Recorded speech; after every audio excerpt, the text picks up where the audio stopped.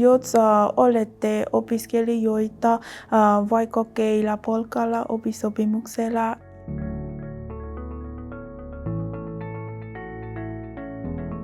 Minun nimi on Nanda Linton. Työskentellään tässä palkassa oppisopimuksella. Meidän palkassa on monipuolisia töitä ja kaikilla on erilainen joka päivittäin erilainen työvuoroja.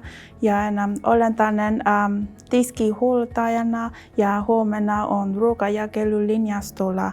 Kun olen ruokajakelulinjastolla, se on tärkeää, että hoitamme ihan oikein määrä ja ihan oikein ruoka potilaille, koska meidän potilailla on paljon ruokavaliota. Töissä parasta on työkaverit ja työyhteisö ja työilmapiiri.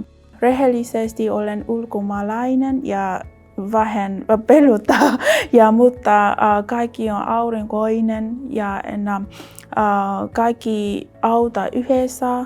Ja jos minä ymmärrän ja kysyn asioita ja ne selvittää minulle rauhallisesti ja kärsivällisesti. Se on ihan tosi hyvä minulle ja työilmapiiri on ihan aurinkoinen, minä tykkään.